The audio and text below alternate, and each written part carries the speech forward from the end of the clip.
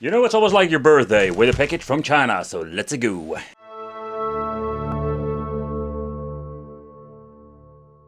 Okay, so these things are getting so cheap that they're not going to give us like a power supply or at least like a 5-volt normal charger. This is one of those things I got like ages ago. But this is a 2000 milliamp, so that's going to be more than enough. So let's plug in the cable, the micro USB cable, and let's hook it up to the television and see what we're getting when it comes to the software and the overall emulation performance. Alright, about your controller, let's put in the battery and it's going to be plug and play. So the next thing is quite interesting. We have player 1 and player 2. They can be set to there. And it doesn't do anything on player 2. Only player 1 can navigate through the menu. You can already hear. And I can tell you, there's quite some interesting things on here. So let's get into the menu.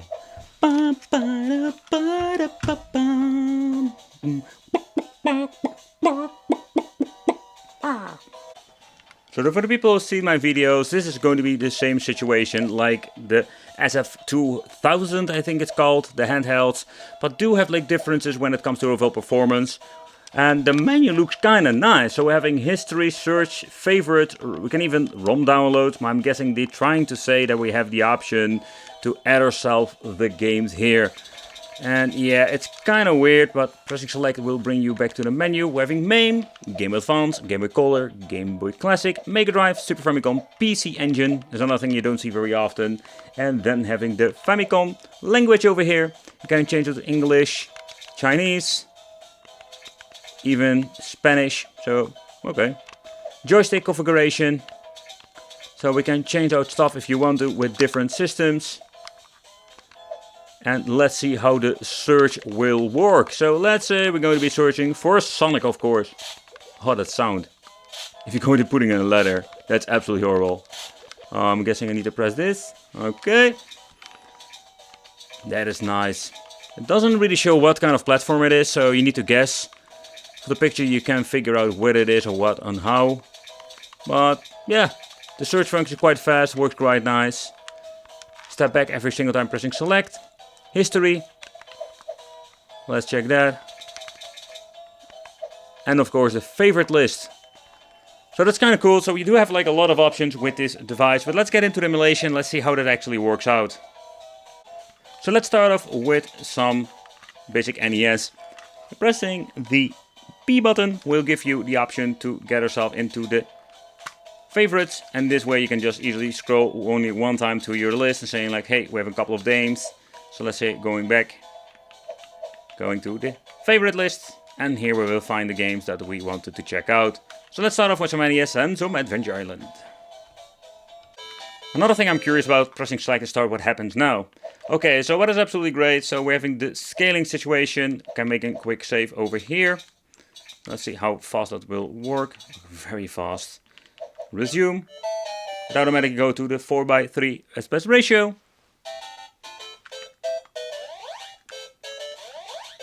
Okay, so we do have multiple buttons. They have been configured to the NES, to the turbo function. There we go. But the emulation performance is just great. Select start, go to the menu over here, make a quick load, a quick save, and we can go back to the point that we have saved. Pressing select start again, and here we can go out of the menu. Yeah, it's great. Works fast. It works absolutely just awesome. Super Famicom. Wow. Okay, so where the NES seems to be working fine, they completely messed it up when it comes to the Super Nintendo. Oh boy. Why? You know, and that are the things that I wonder, like, who's testing this? I think nobody.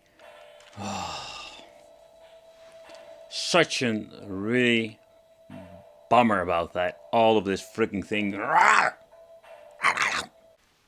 So what I don't understand is how they mess up the Super NES part, but we do have overall great performance for the Mega Drive.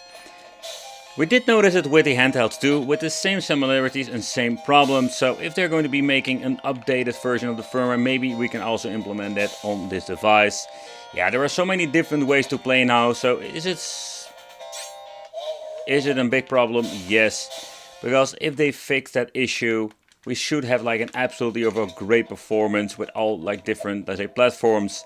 The menu looks great and this can be so much better. But let's move on to some Game Boy Classic. Another thing is great that we do have overall, let's say, alphabetic order.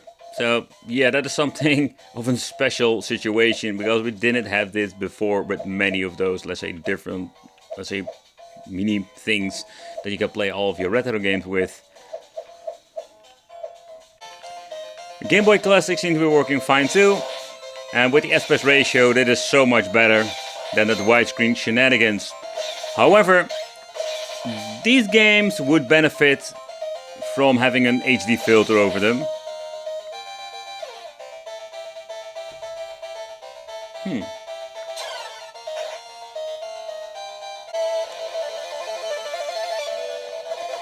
And also Game Boy Classic seems to be running just fine.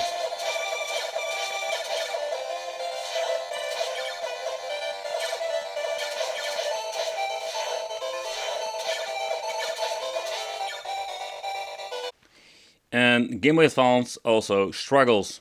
You can just see some graphical glitches. But this is not how you want to enjoy those games. What I can try is to get ourselves a different game. So let's go quitting. I think it's a particular game. There's another one over here. But I think it's not going to be having any better overall performance. The unfortunate part is the other game also had Alien Hominid, but also this particular one does have like the same problems, glitching. So the emulator is not working like it should be. But again, it's not necessary because you can play these things on all kinds of like emulators without any problems. But let's get into the gameplay, see how it actually works out. But you can just hear the stuttering going on. Some weird glitches. No, that's normal. Yeah, but it's not how it should be played. We're getting into MAME, and this is the weird thing of this device. Now it works just fine. So if you want to play some arcade games, this works just great. And you know, if every platform was working perfectly, we would have like a kind of cool product to just check out. So move on to some Neo Geo with some Metal Slug. And also this is great. I do notice that the D-pad is very sensitive and it is very difficult to play this game. Of course we do have ourselves the analog sticks that makes it so much better. I do hear some stutter going on.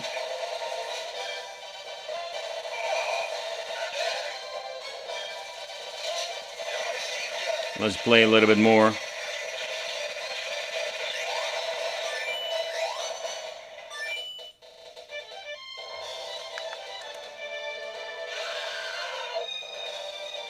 Yeah, you do hear some stuttering.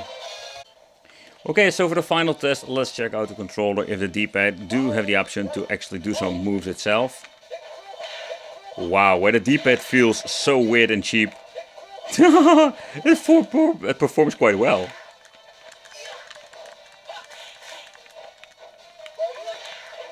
There we go, let's do the super move. Wow, this is just amazing. And I'm not using the analog stick, let's use the analog stick. If I'm holding the controller in the right position, even the analog stick is great. So this is absolutely a very cool, let's say, platform PC engine. I have the original systems and there are so many hidden gems in this. For example, having over here one of those games is like the Jackie Chan one. And let's see why we're having even more. Bomberman are great. There are so many hidden gems in here. Yeah, just check out and let's see if the emulation performance is good, because that is going to be a major problem with these devices most of the time. I think this is one of the best pinball games, or at least like the overall, let's say, performance in combination with it. This is actually an 8-bit system.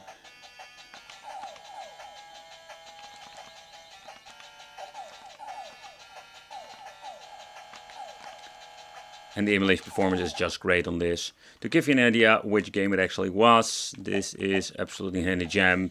This is Alien Crush. I think it also goes by a different name, but I think that's due of the region. Or do I have a brain fighter here? And of course we're going to be needing to checking out the Jackie Chan game, because that game is so cool to play.